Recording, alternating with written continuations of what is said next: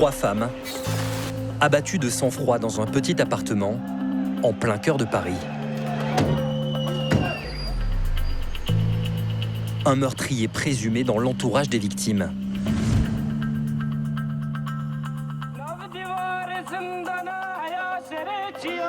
Toute une communauté ébranlée.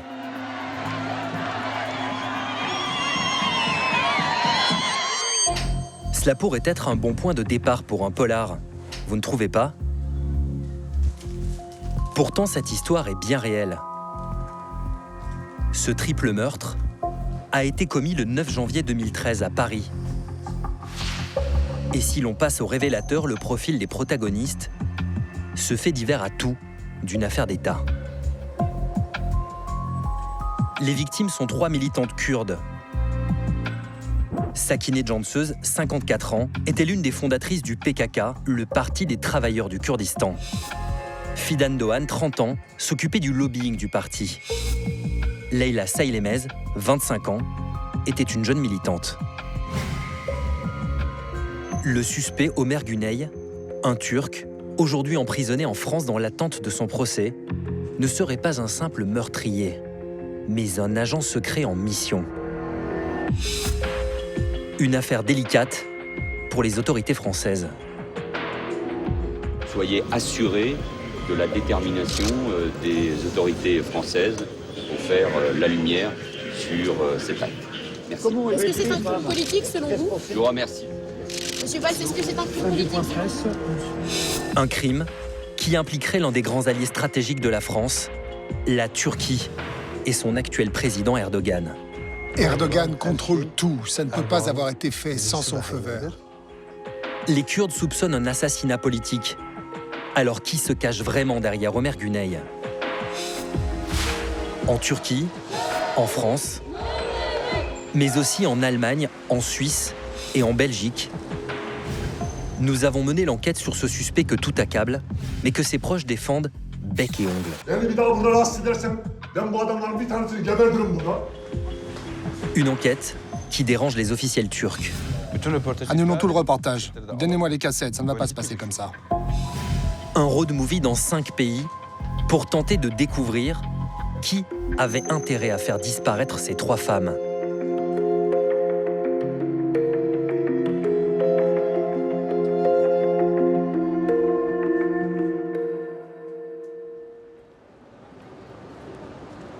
Le triple meurtre a eu lieu début 2013, à 200 mètres à peine de la gare du Nord. Pour les proches des 3 femmes assassinées, arriver ici est toujours une épreuve. Ce matin, Selma, une jeune Kurde vivant à Paris, accueille le frère de l'une des victimes. Comment ça va, toi? Merci, je vais bien et toi? Tu nous as manqué. Toi aussi.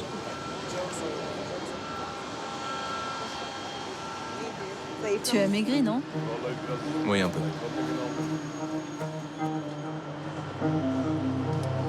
Metin Cansöz vit à Rotterdam.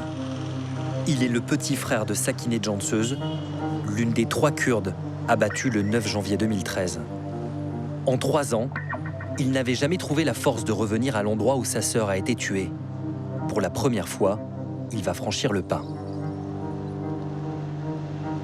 Sakineh et ses 2 camarades ont été retrouvés mortes au premier étage de cet immeuble, le bureau du mouvement kurde en France.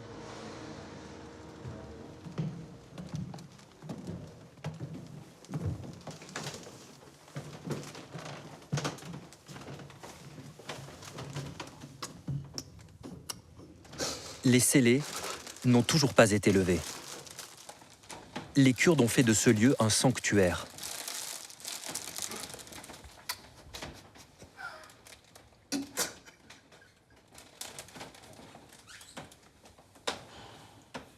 Derrière la porte, la scène du crime est intacte.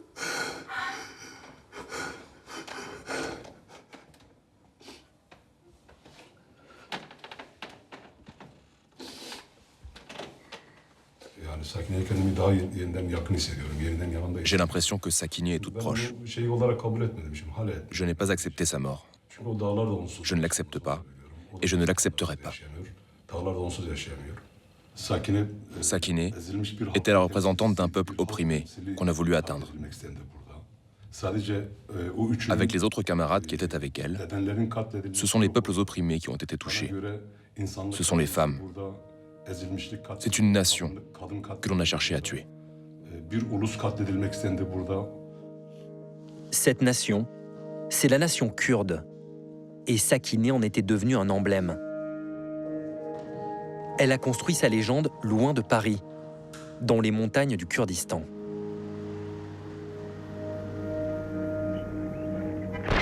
Là, 35 millions de Kurdes vivent répartis entre l'Iran, l'Irak, la Syrie et surtout la Turquie. En Turquie, les Kurdes réclament leur autonomie et la reconnaissance de leur identité. Mais l'État turc réprime violemment cette minorité. Descente musclée dans les zones kurdes, arrestations arbitraires comme ici dans le sud-est du pays. Les Turcs vont même jusqu'à raser 3000 villages et tuer des milliers de Kurdes. En 1978, pour combattre l'oppression, Sakineh Jantsöz crée le Parti des travailleurs du Kurdistan, le PKK, avec Abdullah Öcalan, le chef de la rébellion qui lui rend ici hommage. Tu es plus courageuse et même plus ambitieuse que moi. Le PKK prône la lutte armée contre l'État turc. Comme tous les cadres du parti, Sakineh arpente les villages et appelle les Kurdes à se révolter. En quelques années, le PKK inflige à l'armée turque de sérieux revers et devient la bête noire du régime.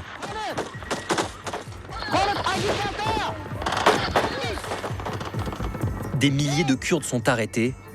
Sakineh fait partie des premiers prisonniers.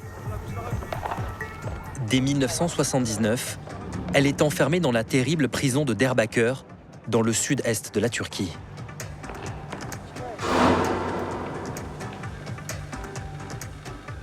Cette prison, son frère Metin lui aussi y a été enfermé. Pendant 8 ans, il a été torturé quotidiennement.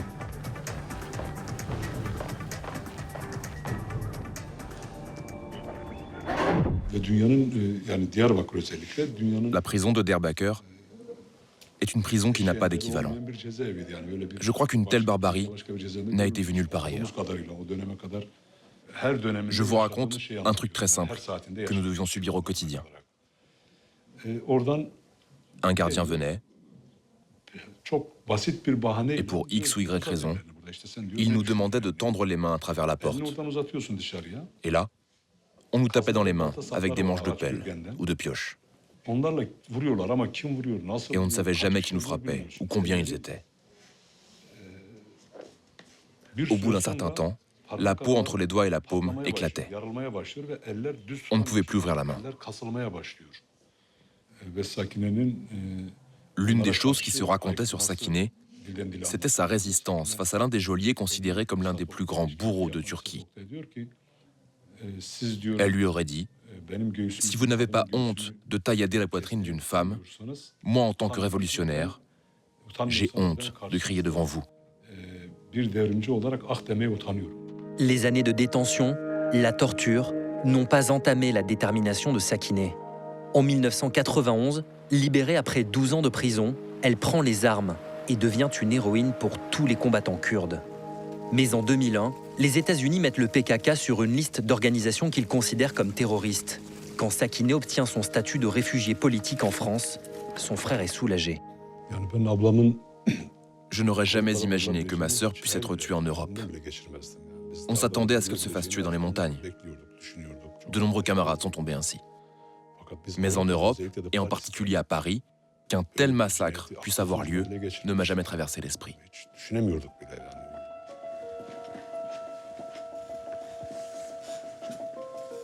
Pour Nursel, une figure de la communauté kurde en France, le meurtre de ses 3 camarades est un message venu de Turquie. Un message politique. Moi, je considère ce triple assassinat comme un assassinat politique, mais des 3 générations. Cet assassinat politique, il visait l'histoire du peuple kurde, de la résistance du peuple kurde, donc Sakineh. la voix du peuple kurde, donc Rojbin Fidan. Elle faisait beaucoup de lobbying dans les instances européennes, au Conseil de l'Europe notamment.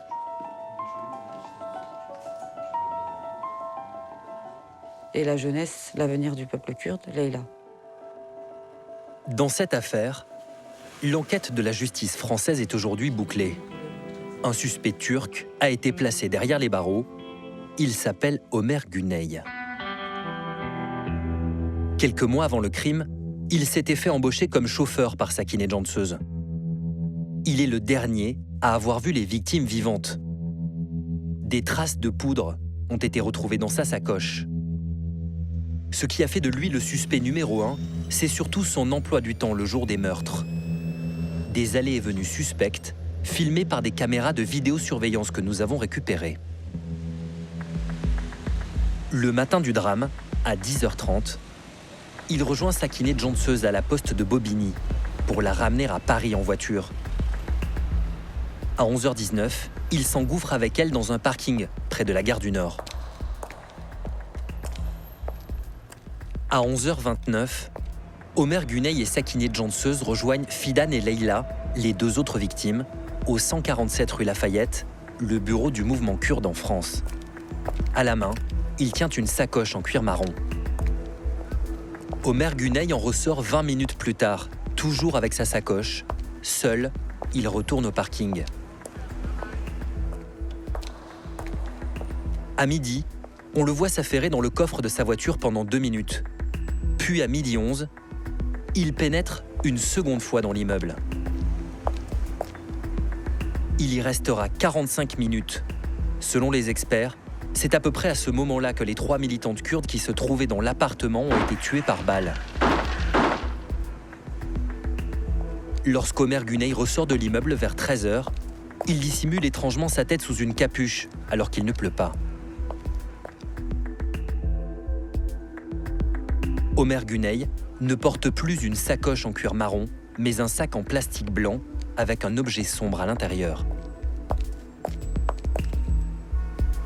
À 13h07, il quitte le parking seul, au volant de sa voiture. 8 jours après le triple meurtre, Ömer est placé en détention provisoire. Depuis 2013, il attend son procès dans sa cellule de la prison de Fresnes, en se disant innocent. Mais qui est vraiment Ömer Güney ? Comment ce jeune Turc est-il devenu le chauffeur de l'icône de la lutte kurde ? La première fois que la communauté le voit débarquer à l'automne 2011, c'est à la maison culturelle kurde située à Villiers-le-Bel, au nord de Paris. Une association qui ne paye pas de mine, mais qui voit défiler les plus hauts responsables du mouvement kurde en Europe. Le président de l'association se souvient encore de l'impression que lui a laissée Ömer Güney lorsqu'il a poussé la porte de la maison culturelle kurde. La première fois que j'ai vu ici, j'ai jamais vu cette personne-là.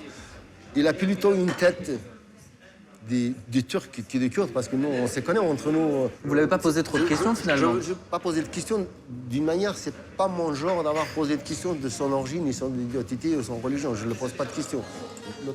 À l'époque, Ömer Güney se présente à l'association avec un profil rassurant. Celui d'un jeune Turc divorcé à la recherche de ses racines kurdes. À 30 ans, il devient très vite proche de certains jeunes comme Bayram et Kenan. Il nous a dit qu'il avait été mis à l'écart par sa famille. Il disait que sa famille n'aimait pas les Kurdes, mais que lui se sentait très proche de nous. C'était un peu son approche générale, et c'est comme ça qu'il s'est glissé parmi nous. Comment vous pourriez décrire sa personnalité ? Il était comment ? Très sympa, très respectueux. À chaque fois, il se portait volontaire pour donner un coup de main. Il courait sans cesse, à droite, à gauche. Ömer parle plusieurs langues. Il s'implique énormément dans la vie de l'association. C'est lui, ça ? Il a adhéré très vite ? Très vite.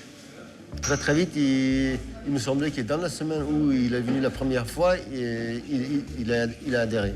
Il a adhéré le 18 novembre 2011. C'est ça. Rapidement, Il se constitue un réseau bien au-delà des murs de l'association de Villiers-le-Bel et se rapproche petit à petit des cadres du PKK. Cette montée en grade, son ex-colocataire en Seine-Saint-Denis en a été témoin. C'était un séducteur? Oui, il savait se faire aimer. Par là, je veux dire qu'on pouvait voir qu'il était très attaché à la cause. Il vous en parlait beaucoup. Il disait être amoureux de la lutte, suivre parfaitement la ligne idéologique. Et parfois, il allait même jusqu'à dire qu'il était le meilleur des Kurdes. Omer Güney, le meilleur des Kurdes.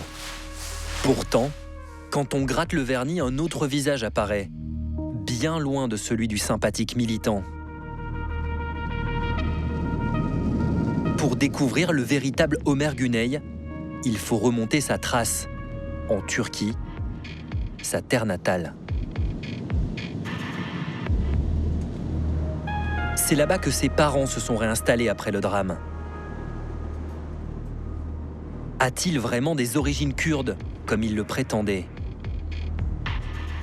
Depuis le début de notre enquête, nous avons proposé de les interviewer via l'avocate d'Omer.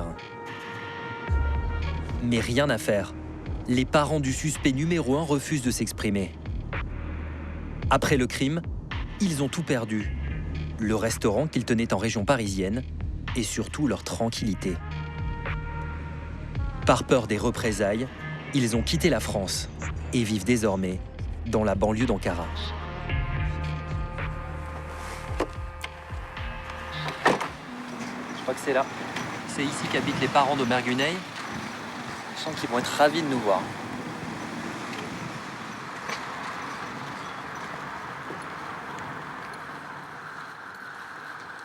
On va essayer d'attendre que quelqu'un sorte pour rentrer.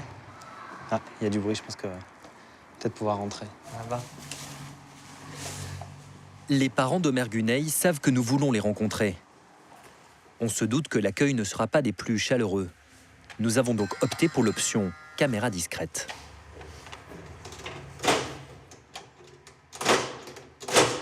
C'est le père d'Omer Güney qui nous ouvre la porte. Bonjour. Bonjour. Monsieur Güney, Sylvain Louvet. Dégage là. Ok. Je suis allé chez Canal. Pourquoi? On le tient là. Ok. C'est quoi le délire là? Pourquoi je me suis emmerdé pareil? Je m'en fous. Ok. Je m'en fous là. Et je suis allé chez. Vous n'énervez pas. On cherche juste à essayer d'avoir des gens qui connaissaient vraiment Omer Güney qui puissent nous en parler. Sa fille, puis sa femme, essayent de calmer le jeu. Sans succès. Bak arkadaşım, beni bir daha burada rahatsız edersen ben bu adamların bir tanesini gebertirim burada. Sonra benim oğlum ne yapmış? 80 sayfalık Fransa hükümeti, 80 sayfalık rapor veriyor. Bir tanesi benim oğlumu suçlu içinde bir madde yok. Buradan hemen dışarı çekip gidin, kapının önünde. Orada bekleyin isterseniz, polis geliyor zaten. Tamam hadi. Nous repartons d'ici sans avoir pu demander si du sang kurde coule réellement dans les veines d'Omer Güney. Mais nous en saurons un peu plus avec l'un de ses oncles.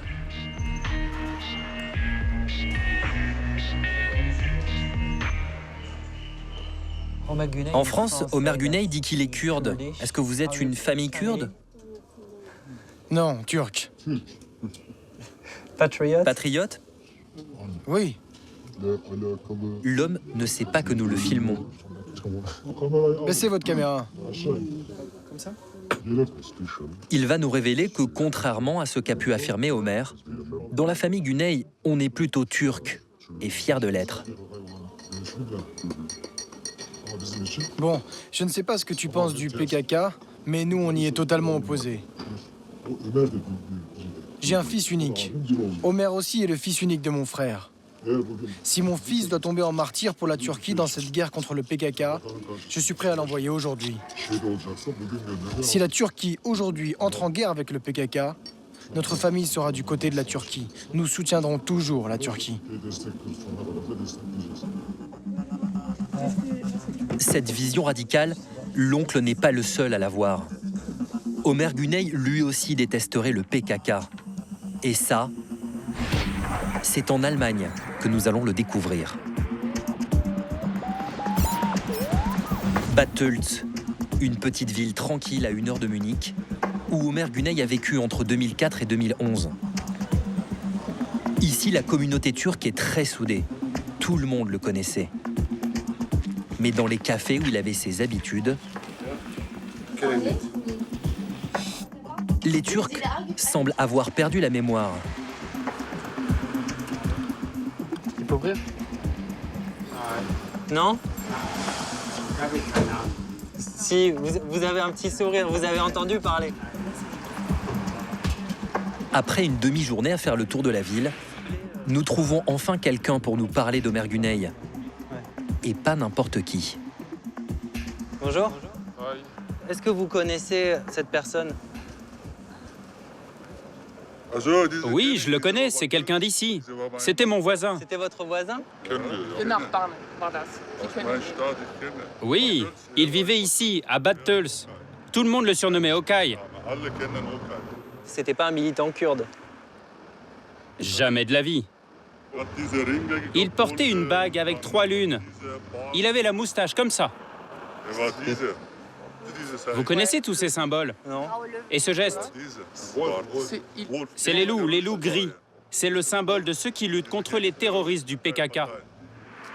Ça signifie quoi, les loups gris? Pourquoi les loups gris? C'est un signe de reconnaissance, une marque. C'est comme le lion de Peugeot pour vous en France. Vous avez Peugeot, et eux, ils ont les loups. Sauf que les loups gris, ce n'est pas vraiment une marque de voiture. Ou alors, si c'en était une, ce serait celle qui foncerait sur les Kurdes. Facilement reconnaissable avec leur emblème, les 3 lunes, et leur signe distinctif de la main, ce groupe est connu en Turquie depuis les années 60 pour être le bras armé de l'extrême droite nationaliste. Connus pour leur violence, les loups gris multiplient les exactions envers la communauté kurde. Le tout avec la bienveillance du régime turc. Elles trouveraient donc leur source dans ce mouvement, les vraies racines d'Omer Güney. Et ce n'est pas la seule chose qu'il avait cachée à la communauté kurde de France. En Allemagne, nous allons faire une autre découverte. Ça, c'est l'usine où travaillait Omer Güney. Ouais, qui se réfère, c'est ça. On va essayer d'aller parler à ses anciens collègues. Pendant 5 ans, cet homme a été le collègue d'Omer Güney.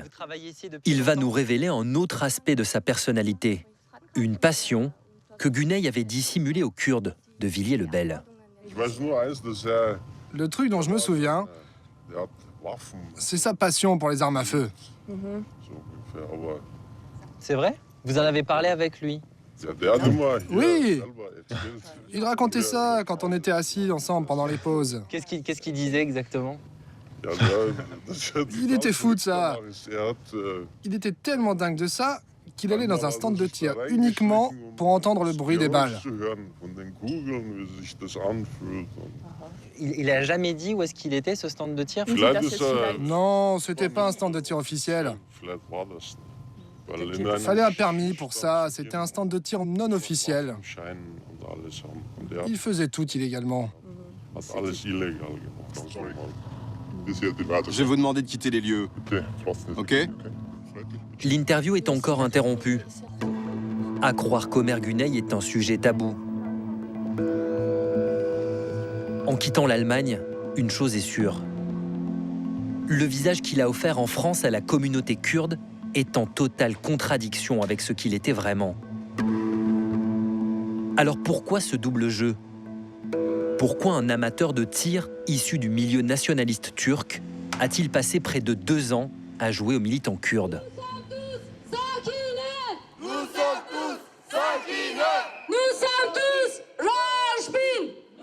Pour la communauté exilée en France, ce double jeu est l'œuvre d'un professionnel. Et tous les mercredis depuis 3 ans, ils viennent le clamer haut et fort devant le lieu du crime. On a l'habitude de le faire ici, madame. Nous demandons à la France de tout mettre en œuvre pour identifier, interpeller, juger les auteurs et les commanditaires de ces triples assassinats politiques. Pour eux, Omer Güney ne serait pas un assassin comme les autres, mais un agent des services secrets turcs qui se serait infiltré dans leur communauté. La France sait qui c'est, nous savons qui c'est. Quelqu'un a été donc capturé depuis cet attentat, mais on sait très bien que derrière cet homme-là qui a fait ça se cache la Turquie. La Turquie, ou plus précisément le MIT, les services secrets turcs. Une institution très redoutée, l'équivalent turc de la CIA. Dans la période qui a suivi le crime, plusieurs indices troublants sont venus confirmer qu'Omer Güney avait des liens avec les services turcs. D'abord, un mail envoyé par un mystérieux individu à la préfecture de police de Paris, 11 jours seulement après les assassinats. Omer Güney travaille pour le service des renseignements turcs, le MIT. Le 18 décembre, il est allé en Turquie durant 3 jours. Je pense que lorsqu'il s'y trouvait, il a reçu des ordres pour les tuer. La police n'a pas identifié l'auteur de ce mail accusant les services secrets turcs. Mais quelques jours après sa réception, un nouveau témoignage va venir accréditer l'idée qu'Omer Güney serait un agent des services turcs. Le témoignage de Murat Şahin. 3 semaines après le crime, cet homme confie à un journal kurde que Güney avait bel et bien un lien avec le MIT. Et il sait de quoi il parle. Il est lui-même un ancien agent turc. Réfugié en Suisse, il acceptait de nous rencontrer. Et c'est comme ça que l'on se retrouve un beau matin, sur le quai de la gare de Zurich, sans connaître ni le lieu, ni l'horaire de notre rendez-vous. Avec pour seul contact, le numéro de téléphone du père de l'ex-agent turc. Là, je viens de recevoir un nouveau message. C'est le nouveau numéro de téléphone pour contacter le père de Murat Şahin. Il est très prudent. Alors? Oui, bonjour. C'est Sylvain Louvet de Canal+. Oui, bonjour. Bonjour. Je vous appelais pour savoir comment on faisait pour se retrouver. Vous pouvez dire à un taxi qu'il faut aller au Lissocle. Je viens là, on va se rencontrer là et après on va ensemble. Vous voulez pas me donner l'adresse, une adresse où je vous retrouve? Non, on peut aller à... Le père de l'ex-agent secret nous rejoindra sur un parking, quelque part dans Zurich. Nous voilà plongés en plein film d'espionnage. Sylvain, bonjour. Comment allez-vous? Il faut pas faire, moi. Ah, vous voulez pas qu'il vous filme? Non. D'accord, d'accord. Pas moi. Non. D'accord. Dangereux. Méfiant, c'est dans sa voiture que nous finirons le trajet.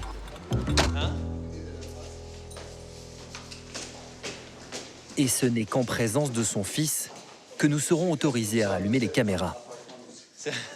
Bonjour. Sylvain, allô. Murat Şahin a été un agent du MIT pendant près de 5 ans.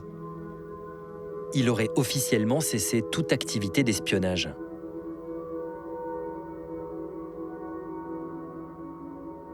Le MIT est au courant de tout. Pour moi, le MIT est plus fort que le Mossad ou la CIA.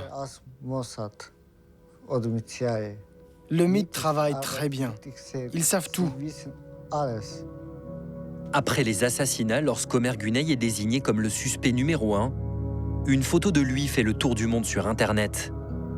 Murat Şahin la reconnaît tout de suite. 2 ans auparavant, l'un de ses supérieurs lui avait montré exactement la même photo en Turquie. Je me suis dit, c'est la même qu'à Ankara. Vous, Murat, votre sentiment, c'est que Omer Güney était un agent du MIT ou non? Quelle que soit la personne, on ne dit pas qu'elle travaille avec nous. On ne le dit pas. C'est pas un travail normal. Ce n'est pas comme un journaliste ou un cuisinier. C'est autre chose. Ça fonctionne autrement. Mon sentiment, mon avis, je pense qu'il avait un contact avec une personne et qu'elle-même était en contact avec le MIT. C'est ce que je pense. Pourquoi avoir accepté de nous rencontrer aujourd'hui? J'ai accepté car je voulais que tout le monde sache ce qui se cache derrière cet attentat.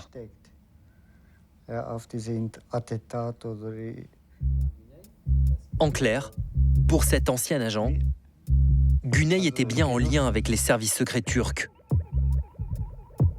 Au-delà de ces confidences, il existe aussi des éléments matériels, notamment le contenu des téléphones de Güney saisis par la justice française.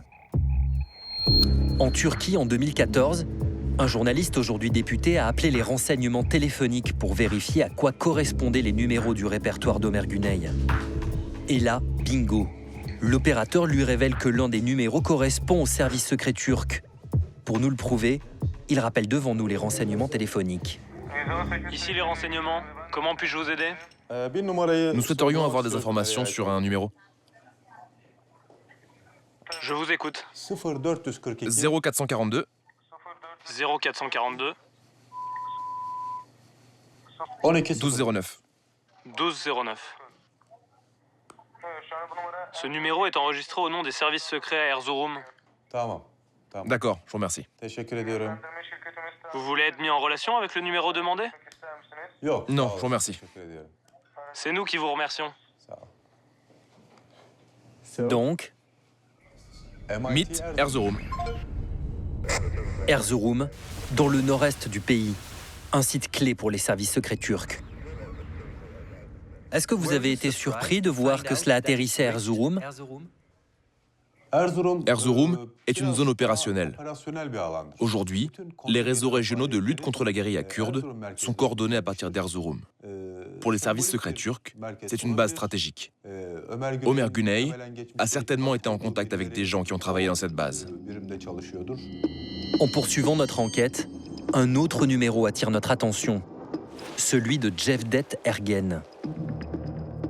À Ankara, Cevdet Ergen était l'homme de confiance de la famille Güney.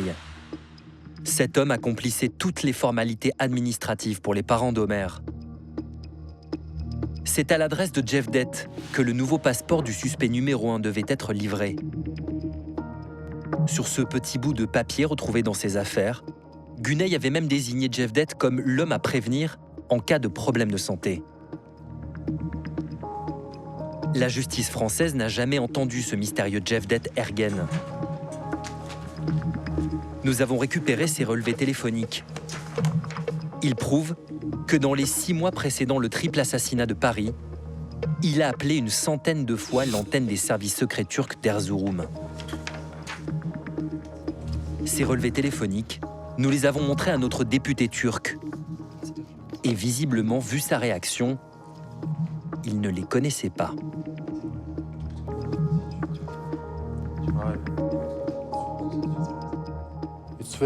C'est très important. Vous devez mettre ces documents en sécurité. Si le gouvernement est au courant, vous prenez de sérieux risques. Pour lui, ces relevés téléphoniques sont une preuve de plus que les services secrets turcs sont bien derrière l'assassinat des 3 militantes kurdes. Personne n'appelle le MIT comme ça en Turquie. Si vous dites « je suis citoyen turc et j'appelle le MIT », personne ne vous répondra. Si vous appelez le MIT, et j'ai vu sur les relevés que certains appels ont duré plus de 10 minutes, ça veut dire que vous travaillez avec le MIT, que vous êtes membre du MIT.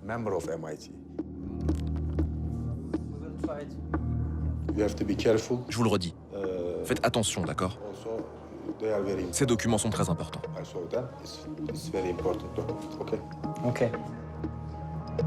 Bien sûr, nous aurions aimé entendre Cevdet Ergen sur son rôle dans cette affaire. Mais depuis, il est décédé des suites d'un cancer. D'autres indices découverts par la police française dans le téléphone de Güney montrent qu'il agissait bien comme un espion. Pendant ces 2 ans passés au cœur de la communauté kurde, il photographiait avec son téléphone et transmettait des informations à un mystérieux correspondant. Par exemple, moins de 24 heures avant l'assassinat des 3 militantes kurdes, vers minuit, Ömer Güney s'introduit dans le bureau du président de la maison culturelle kurde de Villiers-le-Bel. Il prend en photo et transfère les fiches des 329 adhérents de l'association. Et ce n'est pas le seul acte d'espionnage qu'il a réalisé. D'autres documents ont aussi été transmis, comme ses notes sur le financement de l'organisation kurde. Une véritable activité d'agent secret mise au jour par les enquêteurs français. Ce visage d'espion, les Kurdes de Villiers-le-Bel ne l'ont découvert que 8 jours après les meurtres, lorsqu'Omer Güney a été placé en détention provisoire. Un double jeu aussi difficile à encaisser que le meurtre en lui-même et qui laisse un goût amer à toute la communauté. C'est un sentiment assez choquant et perturbant. À la fois, vous avez d'une l'âne qui monte à l'intérieur, mais de l'autre côté, nous, quand même, on est, d'une certaine manière, on est fautif. Est-ce que vous avez l'impression d'avoir laissé rentrer le loup dans la bergerie? Peut-être, mais sans savoir.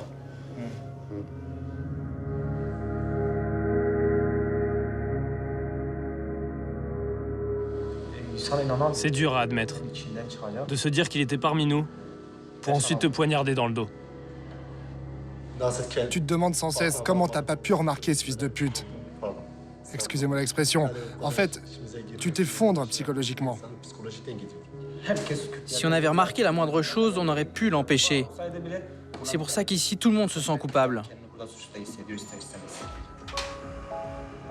Si Omer Güney semble avoir agi comme un professionnel, un agent en mission, d'où venaient les ordres? Faut-il remonter jusqu'aux plus hautes autorités de l'État turc? Un an après les assassinats, de nouveaux documents troublants vont être rendus publics. Le premier est publié par un quotidien turc. C'est un ordre de mission attribué au service secret. Il date de quelques semaines avant le triple meurtre de Paris. Y apparaissent les noms de 4 responsables du mythe. Il ordonne l'assassinat de Sakineh Cansöz. La personne qui réussit à obtenir des informations sur les activités en Europe de Sakineh Cansöz devra participer au projet de sa neutralisation. Le deuxième document est encore plus explosif. C'est l'enregistrement d'une réunion à laquelle aurait participé Omer Güney quelques mois avant les assassinats. Cet enregistrement a été posté anonymement sur YouTube.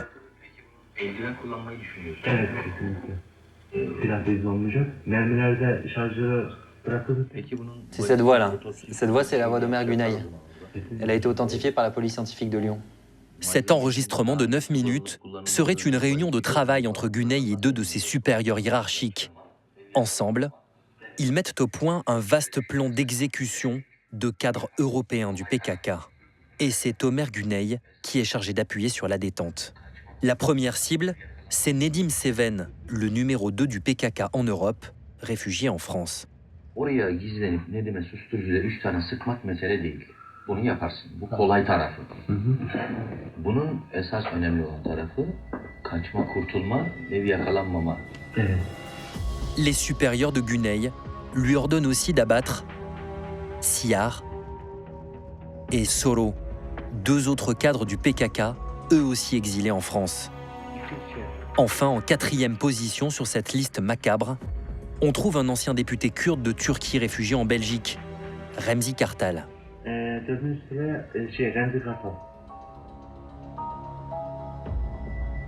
Quelques jours après la révélation de l'enregistrement audio et de l'ordre de mission, les services secrets turcs ont réagi par ce communiqué. Ces publications ont pour but de nuire à notre organisation. Le mythe n'a aucun lien avec ces assassinats. Les Kurdes visés, eux, sont convaincus que la Turquie avait bien prévu de les neutraliser. Longtemps impliqué dans les pourparlers de paix avec les Turcs, la 4e cible, Remzi Kartal, vit aujourd'hui sous haute protection à Bruxelles.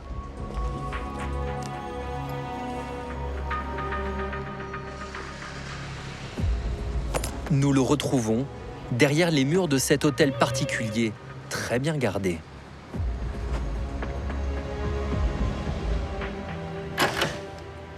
Oui, bonjour. Bonjour.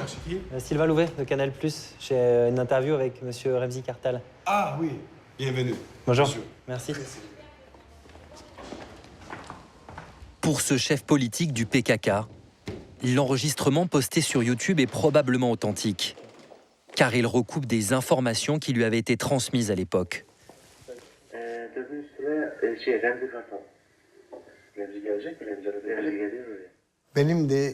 On avait été mis au courant que des commandos de la mort avaient été envoyés en Europe pour s'en prendre à une liste de militants politiques kurdes, dont je fais partie. D'où tenez-vous cette information? Ce sont des informations qui nous ont été données par certains canaux au sein de l'appareil d'État turc. Par ailleurs, ces mêmes informations nous ont aussi été communiquées par certains États européens. Peut-être que les tueurs n'ont tout simplement pas eu l'opportunité de s'en prendre aux gens dont je fais partie, se trouvant sur cette liste. Sakine Canseöz et les deux autres camarades se sont trouvés à leur portée et ils n'ont pas raté l'occasion.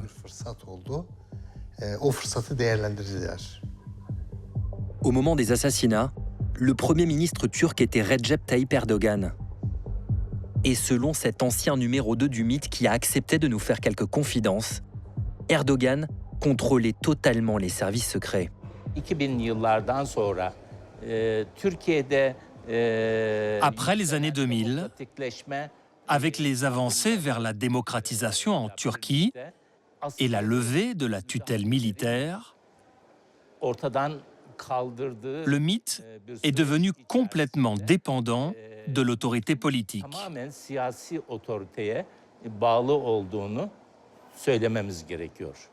Je peux dire qu'il est impossible que le mythe ou des soi-disant groupes au sein du mythe agissent en dehors du Premier ministre et du cadrage gouvernemental.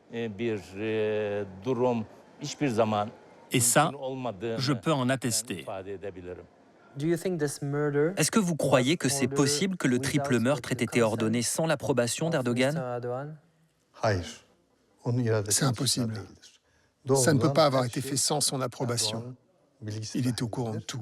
Donc selon vous, Erdogan est derrière ces assassinats? Oui. Pas de doute. Non. L'ancien numéro 2 des services turcs, lui, en est moins convaincu. Car au moment des assassinats, Erdogan avait engagé un processus de paix avec les Kurdes. Il est évident que c'est un travail de professionnel. Ça, c'est indiscutable. Il est fort probable que des services de renseignement soient impliqués. Mais il ne paraît pas rationnel que l'État turc puisse commanditer un tel acte à un moment où il enclenche un processus de paix. En Turquie, beaucoup s'interrogent sur l'implication d'Erdogan dans ce triple meurtre. Un député l'a même interpellé officiellement au Parlement, avec des questions très précises. Quelle est la relation entre l'accusé Omer Güney et le mythe? Une enquête est-elle en cours sur les assassinats de Paris? Est-ce qu'à commencer par le mythe, une quelconque institution d'État était au courant qu'une telle action serait menée à Paris? Toutes ces questions, le député turc les a posées par écrit à l'Assemblée. Est-ce qu'Erdogan vous a répondu? Non. Normalement, Erdogan avait 90 jours pour répondre. Mais là, nous sommes à plus de 2 ans et toujours rien. En réalité, dans cette affaire, Recep Tayyip Erdogan a répondu plusieurs fois. Dans les jours qui suivent les assassinats, il émet l'hypothèse d'un crime interne au PKK. Kendi işlerinde bölücü terör örgütünün bir hesaplaşması da olabilir. Puis quand l'enregistrement et l'ordre de mission impliquant les services turcs sont publiés, Erdogan n'évoque plus la piste du règlement de compte. Derrière ces assassinats perpétrés en plein processus de paix avec les Kurdes, il ne voit plus que la main de son principal rival politique, Fethullah Gülen, exilé aux États-Unis. Bu haince sabotaj girişimlerinin bazılarının arkasında Pensilvanya çetesi var. En clair, selon Erdogan, les assassinats de Paris ont été commandités par des proches de Fethullah Gülen, infiltrés au sein du mythe, et qui ont voulu l'empêcher de faire la paix avec les Kurdes. Pour Remzi Kartal, peu importe, les crimes auraient été commis dans le but de faire plier les Kurdes durant les pourparlers de paix. En fait, Erdogan a cru qu'il pourrait obtenir certaines choses des Kurdes si d'un côté, il engageait des discussions, c'est-à-dire des négociations de paix, et que de l'autre, il leur mettait la pression en commettant ces assassinats.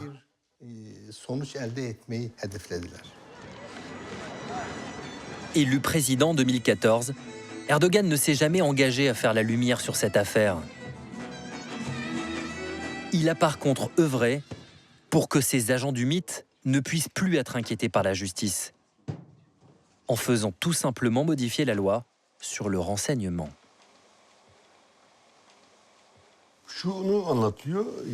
Avant, théoriquement, un procureur pouvait poursuivre pendant un certain temps les responsables de tels actes.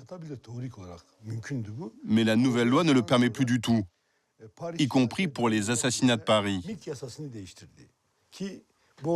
Le but était clair, éviter que tous les agents du MIT impliqués dans une affaire ne puissent être jugés. Désormais, une enquête ne peut être ouverte que sur autorisation du Premier ministre. Et d'ailleurs, le dossier ne pourrait être suivi qu'à Ankara, par des juges et des procureurs préalablement triés sur le volet. Pour protéger ses services, Erdogan a vraiment pensé à tout. Si aujourd'hui la justice ne peut plus enquêter sur les affaires liées au mythe, la presse non plus. Avec la nouvelle loi, les journalistes qui s'intéressent aux affaires jugées sensibles par les services turcs... Je relève son identité ou je vous l'amène directement? Ok. ...sont désormais passibles de 10 ans de prison. Alors on va pas se mentir, on n'était pas vraiment rassurés à l'idée d'aller à notre prochain rendez-vous.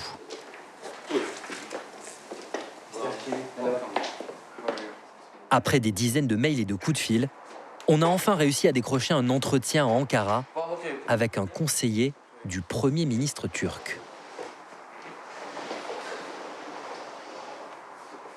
Est-ce que vous pourriez nous dire si vous avez, essayé de savoir, effectivement, si Ömer Güney était bel et bien un agent du MIT ou non?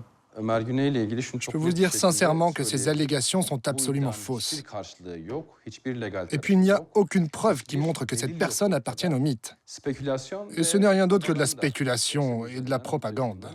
Donc vous pouvez nous affirmer aujourd'hui qu'Ömer Güney n'est pas un agent du MIT? Je ne sais pas s'il est impliqué ou pas. Mais ce qui est sûr, c'est que ce n'est pas un agent du mythe. Nous décidons alors de lui montrer la fameuse lettre de mission mettant en cause les services secrets turcs. Et l'entretien va prendre une toute autre tournure. Qu'est-ce que vous pensez, vous, de cette lettre? Une seconde. Ce papier n'a aucune valeur. Ce n'est qu'un bout de papier. Dans cette lettre de mission, on peut lire notamment que l'assassinat de Sakine Cansu est commandité et signé par la main de membres... Ce document n'a aucune valeur. Vous en pensez quoi de ça? À quoi vous jouez là? Mais c'est important d'entendre un point de vue officiel puisque le MIT est sous la responsabilité de l'État turc. Et aujourd'hui, Ömer Güney est suspecté d'être un membre du MIT. Donc, combien de fois dois-je vous le dire? Ce n'est pas de mon ressort. Si vous insistez, je vais devoir mettre fin à l'interview. Annulons tout le reportage et donnez-nous les cassettes parce que ça ne va pas se passer comme ça. Je veux la garantie que ces images ne seront pas utilisées. Et est-ce qu'il serait possible... Coupez la caméra. Est-ce qu'il serait... Si vous soumettez un bout de papier, est-ce que c'est coupé? Ok. Nous obtempérons, mais le son continue de tourner. Écoutez, ce que je vais vous dire va rester entre nous. Si nous voulons vraiment tuer des leaders du PKK, on en a des centaines en Irak ou dans différentes parties d'Europe. Pourquoi en France? Pourquoi Paris? Finalement, je crois qu'on a frôlé la crise diplomatique. Nous quitterons la Turquie avec nos images, mais sans nos réponses.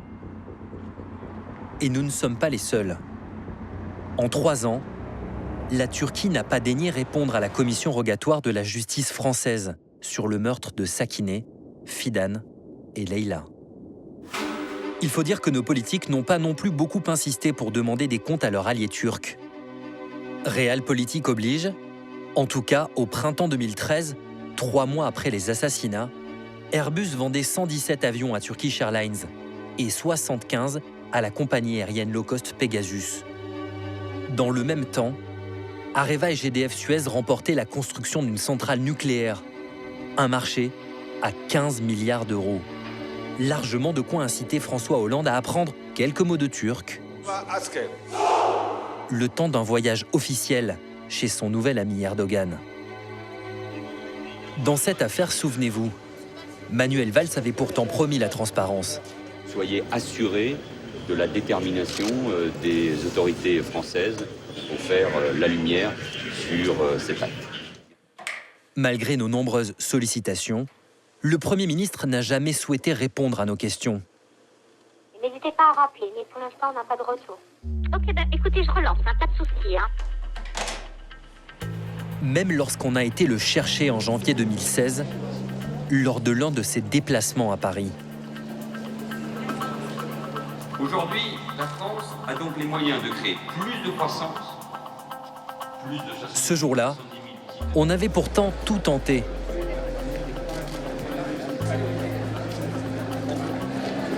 Monsieur Valls, il y a 3 ans, vous promettiez de faire toute la lumière sur l'assassinat de 3 militantes kurdes à Paris. L'enquête montre l'implication de la Turquie. Et c'est important. Je réponds à une question. C'est important. Ça fait des mois qu'on court après vous. Pourquoi le gouvernement français n'a pas demandé de compte au gouvernement turc, monsieur Valls? Pourquoi vous ne souhaitez pas vous exprimer sur ce sujet, monsieur Valls? Est-ce que c'est la réelle politique française qui empêche de demander des comptes à la Turquie, monsieur Valls? L'assassinat des 3 militants kurdes, c'est important. C'est un sujet important, monsieur Valls. Merci, messieurs. Merci à vous. Les réponses, nous les aurons peut-être lorsque le procès d'Omer Güney s'ouvrira à Paris. Depuis sa cellule à Fresnes, le suspect numéro 1 clame son innocence. Mais il n'a manifestement pas très envie de comparaître devant la justice française. En janvier 2014, lors d'un parloir, il demande à l'un de ses proches d'organiser son évasion. Pour cela, il lui donne l'adresse d'un mystérieux contact à Ankara sans savoir que la justice française enregistre la conversation. Nous sommes allés vérifier à quoi correspondait cette adresse. Et devinez quoi? Voilà où l'on tombe. Au siège des services secrets turcs.